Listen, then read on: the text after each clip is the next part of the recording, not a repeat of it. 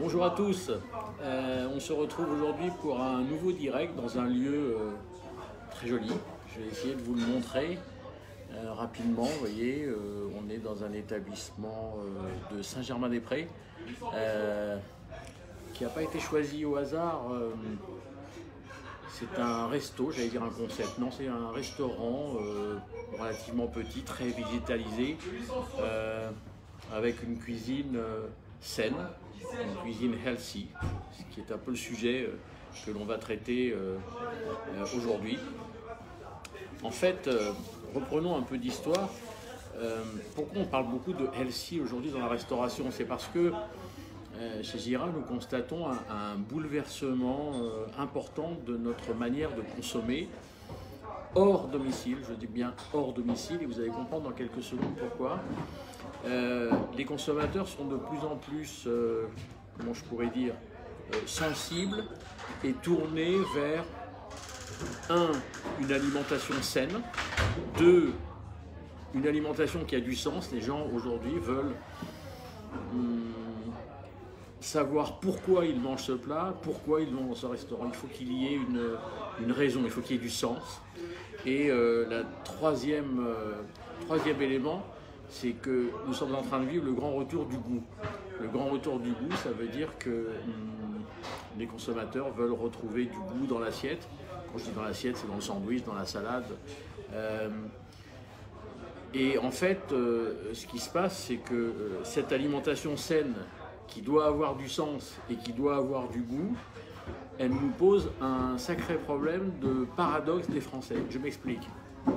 On constate, alors, on a bien compris que les Français veulent ça et qu'ils recherchent ça. Et en même temps, on constate que les Français sont co-recordman du monde d'absorption de pizza par tête d'habitant avec les Américains. C'est pas vraiment healthy. On constate que nous avons inventé la pizza aux 4 fromages. Alors, là, les Italiens nous regardent avec des yeux pas possibles parce que la pizza aux 4 fromages n'existe pas en Italie. Restons en Italie. En France, on met de la crème dans la carbonara. Alors là, les Italiens sont outrés parce qu'on ne met pas de crème dans la carbonara. Qu'est-ce que je pourrais vous donner comme exemple? 800 millions de cafés gourmands sont consommés en France par an. Alors 800 millions, ça vous dit peut-être rien, mais je vais vous dire ce que ça donne.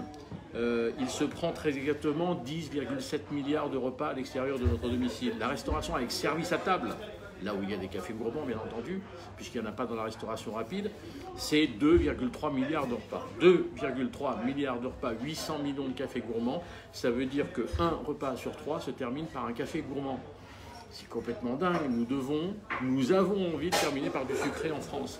Qu'est-ce que je pourrais vous dire d'autre? 78% des assiettes qui sortent dans la restauration avec service à table, je dis bien dans la service à table, j'élimine le fast-food et vous allez comprendre pourquoi.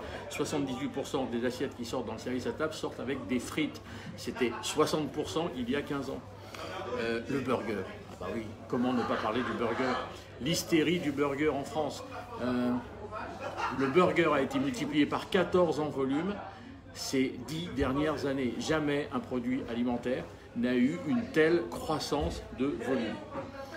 Donc, on se dit, entre ce que les Français veulent et ce que les Français recherchent et ce qu'ils font en hors domicile, il y a un truc qui ne va pas. Et en fait, chez Gira, nous avons découvert un phénomène qui est propre à la France et à 2 autres pays d'ailleurs, que sont la Chine et l'Italie. Alors vous allez me dire quel rapport entre ces 3 pays. En fait, ce qui se passe, c'est que les Français ont ce qu'on a appelé une double vie alimentaire, je précise. Ça veut dire quoi concrètement? Ça veut dire que ce que nous faisons à domicile n'a rien à voir avec ce qu'on fait en hors domicile. Alors vous allez me dire quelle est la différence entre le intra-domicile et le hors domicile? C'est que lorsque nous sommes en hors domicile, on se lâche. Et se lâcher pour les Français, quand ils sont en hors domicile, c'est tout ce qui est sucré, salé et gras. Les nutritionnistes me disent qu'il ne faut pas dire ça, c'est dangereux, etc. Moi, je ne fais aujourd'hui que constater, regardez les stats de vente que je vous ai donnés précédemment, entre ce qu'on aimerait bien pour notre corps, pour notre santé, et ce que nous faisons en réalité en hors domicile, attention, je précise, les écarts sont très très grands. Donc revenons à ce sujet important qui est le healthy, les restaurants healthy, la cuisine healthy, les cartes healthy. Le mouvement healthy a démarré aux États-Unis et particulièrement en Californie, je dirais même essentiellement en Californie, en 2010. Donc vous voyez, c'est pas très très vieux, hein, ça a à peine une dizaine d'années. Mais c'est quoi le healthy? Le healthy, si je prends la traduction littérale, c'est la santé. Le healthy est très différent du régime. Le healthy n'a jamais fait maigrir. Et d'autre part, on sait que le bio n'est pas toujours healthy. Donc vous voyez, quand on tourne comme ça en rond, mettez-vous à la place de la masse des consommateurs. Je ne vous cache pas qu'ils sont un peu perdus. Ils sont un peu perdus, ils ne savent pas trop qu'est-ce qui fait quoi, qu'est-ce qui fait du bien à mon corps, qu'est-ce qu'il faut que je mange, etc. Donc si le healthy c'est la santé, dans l'assiette, ça signifie en principe moins de gras, moins de sucré et moins salé. En principe, je dis bien en principe. Mais attention, si les Français sont en plein paradoxe dans leur consommation, les Français sont très à la recherche de ce que chez Iran on appelle le plaisir. Quand ils sortent au restaurant, il y a une notion de plaisir qu'il faut qu'ils retrouvent. Et le plaisir, c'est le goût. Et le goût qui est tant recherché, et on a posé la question à des grands chefs, on a posé la question à des grands pâtissiers, ils disent comment réintégrer le goût et rehausser le goût si on n'utilise pas de gras, pas de sucré, pas de salé. Et là, on tourne un peu en rond et ça devient très très compliqué. Donc en fait, on veut manger sain, mais avec du goût. Alors c'est là où est effectivement tout l'enjeu. Alors, il y a des autres caractéristiques du healthy qui sont importantes de noter, c'est que le healthy c'est beau dans l'assiette. C'est souvent rond, je ne sais pas si vous avez remarqué, on est souvent dans des bols. On est très coloré et cet ensemble est instagrammable. Donc en termes de communication, de buzz sur les réseaux sociaux, entre autres, hein, je pense à Instagram, on voit beaucoup plus de bols healthy que d'assiettes classiques. Parce que, je le répète, c'est rond, c'est beau, c'est coloré, c'est instagrammable. Les aliments marqueurs du healthy, vous les connaissez, ce sont des aliments qui montent, l'avocat, le chou kale, qui nous vient encore de Californie, le houmous, qui vient plutôt du bassin méditerranéen, la spiruline, qu'est-ce qu'il y a d'autre encore comme produit, les jus pressés à froid, le quinoa, enfin je ne vais pas tous vous les citer, et le açaï. Je ne sais pas si vous connaissez le açaï, et je pense au açaï bowl. Tapez sur un moteur de recherche, Google ou autre, açaï bowl, image, et vous allez voir ce que vous allez voir. C'est véritablement beau, c'est très très bon, et c'est hyper sain. Voilà. Je vous conseille d'aller rechercher des açaï bowl autour de vous, parce qu'il y en a qui le mettent de plus en plus à leur carte. Alors, donc il faut du healthy gourmand. Alors, qui fait du healthy gourmand? Je vais vous donner quelques adresses, enfin quelques concepts qui en font, et en font de manière très différente. Alors, il y en a par exemple un que j'aime beaucoup aux États-Unis qui s'appelle Sweet Green. Sweet Green, c'est quoi? C'est évidemment totalement végétal, c'est sain, c'est totalement en respect des saisons au niveau des légumes et des fruits, etc. Et c'est surtout hyper simple. C'est une saladerie, on va dire, sur mesure, minute et entièrement personnalisable dans des bols. Vous voyez, eux, ils ont l'équation totale. On a sinon la cuisine coréenne, alors qui est très à base de légumes, avec son plat emblématique qui est le bibimbap. Alors bim mélange, bap, riz, donc mélange à base de riz. C'est quoi le bibimbap? C'est, comment on pourrait résumer, diététique, chic et exotique. Et on se fait du bien à son corps quand on mange de la cuisine coréenne, ce qui n'est pas toujours le cas de la cuisine par exemple chinoise. Qu'est-ce qu'on a d'autre? La cuisine hawaïenne avec un produit qui monte depuis un certain temps qui sont les pokéballs. Alors pokéball, encore une fois, c'est rond, c'est instagrammable. On recommence encore avec la même équation. Mais sinon, en France, on a quand même quelques concepts qui le sont healthy et qui sont engagés. Je pense à un concept comme Exquis, un concept comme Double, un concept du sud de la France, des Marseillais, ou un concept comme Pur, etc. Ces trois concepts-là, alors, ils jouent sur le healthy de 3 manières différentes, mais ils sont tous les 3 avec un point commun, c'est que du healthy gourmand, et ils sont engagés pour justement qu'il y ait du sens pour leurs consommateurs. Et on peut s'engager sur le locavore, on peut s'engager sur les circuits courts, on peut s'engager sur le bio, on peut s'engager sur le développement durable. L'essentiel, c'est qu'un restaurateur aujourd'hui s'engage, quel que soit le restaurateur, parce que le consommateur a besoin d'être rassuré par ses engagements. Qu'est-ce qu'on a d'autre comme concept? Aux États-Unis, une fois de plus, on a Every Table. Every Table, c'est très particulier ce qu'ils ont fait. Alors, on est toujours dans le healthy, mais ils ont des prix qui varient en fonction de l'emplacement. Alors vous allez me dire, mais ça existe déjà.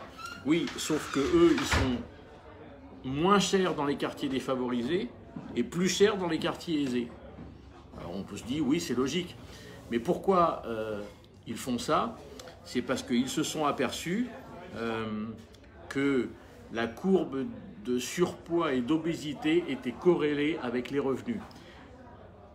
Par conséquent, ils se disent, ça serait bien qu'on favorise les personnes les moins à l'aise financièrement pour qu'ils mangent quelque chose de plus sain. Et je trouve que la démarche est très engagée et ça devient pour les consommateurs une consommation qui a du sens. Qu'est-ce qu'on a d'autre? En Israël, on a un concept qui s'appelle Urban Shaman. Qu'est-ce qu'ils font? Ils font de la cuisine détox. Et dans cette cuisine détox, ils tournent autour de l'alimentation, du yoga et de la méditation. Donc vous imaginez le lieu. Ouais, ce sont des lieux de réflexion, calme, de paix, où on mange sainement. Bref, c'est une approche très intéressante du healthy. Et puis dans les Émirats, on a repéré un concept qui s'appelle Comptoir 102. Alors lui, il a des plats gourmands, durables et nutritifs. C'est-à-dire que chez lui, on peut avoir du végétarien, du végétalien, des produits fermentés, du bio, mais extrêmement gourmand et instagrammable une fois de plus. Et puis, l'un des grands sujets pour demain, et ça on y travaille depuis quelques années chez Gira, c'est le végétarisme.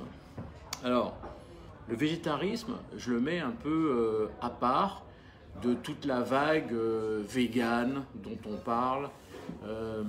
D'ailleurs, je suis très très étonné qu'on puisse appeler un restaurant vegan. Je vais vous expliquer pourquoi.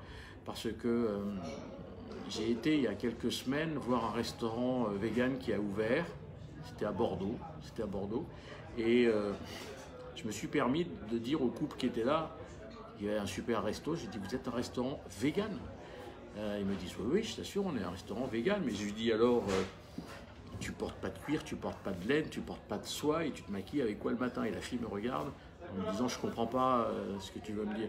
Je lui dis, le véganisme n'est pas un régime alimentaire. Le véganisme est un style de vie qui rejette tout ce qui provient de l'animal, y compris les cosmétiques, y compris les fringues, y compris évidemment l'alimentation. Donc, je leur ai dit, tu es un restaurant végétalien et non pas vegan. Et je ne comprends pas pourquoi on utilise de plus en plus ce mot, même dans les médias, pour parler de restaurants qui sont des restaurants végétaliens. Bien, je reviens à mon végétarisme. Il y aurait, ça c'est pas des chiffres à nous, 3% de végétariens sur le territoire français. Est-ce qu'on va faire des restaurants pour eux? Non. Il y aurait 0,2% de véganes sur le territoire français. Est-ce qu'on va faire des restaurants pour eux? La réponse est non. Donc il ne faut pas faire de restaurants pour eux. C'est un marché beaucoup trop faible, c'est une niche. En revanche, nous serions, et c'est les nutritionnistes et les médecins qui nous ont appris ça, nous serions 47% de la population française qui serait devenue des flexitariens. Qu'est-ce qu'un flexitarien? Un flexitarien, c'est quelqu'un qui a décidé de diminuer un peu, je dis bien un peu, sa consommation de bœuf pour en consommer de meilleure qualité. D'où d'ailleurs la poussée depuis quelque temps des steakhouse haut de gamme. Et ce même flexitarien ou cette même flexitarienne, de temps en temps, a envie de se faire une assiette veggie, un repas veggie, voire une journée veggie. Ça veut dire quoi concrètement? Ça veut dire quel que soit son positionnement de restaurateur, qu'on s'appelle McDonald's ou qu'on s'appelle 3 étoiles au guide Michelin, nous devons tous avoir 1 à 3 références végétariennes, voire végétaliennes sur la carte, non pas pour les végétariens et les végétaliens, mais pour les flexitariens que nous sommes, puisqu'il y aurait à peu près une personne sur deux, vous avez bien compris, en France, qui serait flexitarienne. Et demain, il est fort probable, demain je suis à une horizon, 7 à 10 ans, et vous allez comprendre tout de suite pourquoi je suis aussi précis que ça, on passerait plutôt de 3% de végétariens à 30% de végétariens. Alors vous allez me dire, d'où vous sortez un chiffre comme ça? Je pense que la génération Z, qui a aujourd'hui entre 15 et 22-23 ans, j'arrondis les âges, est une génération qui va être très très vigilante sur la maltraitance animale. C'est une génération qui est de plus en plus végétarienne, qui le devient ou qui l'est déjà, mais qui le devient. Ce qui veut dire que dans 7 à 10 ans, pourquoi je dis dans 7 à 10 ans? Parce que dans 7 à 10 ans, ils vont avoir le pouvoir d'achat, ils vont être dans la vie active. Et il y a de grandes chances que la France ait 30% de végétariens. Et là, on pourra parler d'une part de restaurants végétariens, parce que là il y aura un marché, 30% de végétariens ça fera un marché. Il faudra continuer à avoir 2 ou 3 références végétariennes ou végétaliennes sur la carte pour les flexitariens. Mais la question qu'on se pose, c'est que vont devenir en volume les produits beaucoup moins healthy comme la pizza, le burger et autres tacos.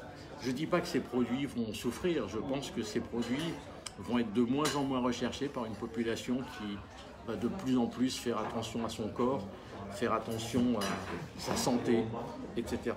À moins que demain on nous crée des pizzas healthy, mais ça existe, des pizzas végétariennes, des burgers healthy, ça existe, des tacos healthy par contre je n'ai pas encore vu, mais ça pourrait venir. Voilà. Voilà ce petit tour que je voulais faire avec vous sur le healthy qui est une vague très très très importante et qui va continuer à se développer sous différentes formes. Voilà, eh bien je vous retrouverai prochainement, probablement dans un mois et demi comme d'habitude, pour un nouveau direct dont je ne connais absolument pas de sujet. Et d'ailleurs, si vous avez des sujets que vous souhaiteriez que j'aborde, n'hésitez pas à les soumettre sur nos réseaux sociaux, on en tiendra compte et on essaiera de vous amener un maximum d'informations et de connaissances sur ce sujet. Et je vous souhaite une très très bonne fin de journée et puis je vous dis à très bientôt. Bye.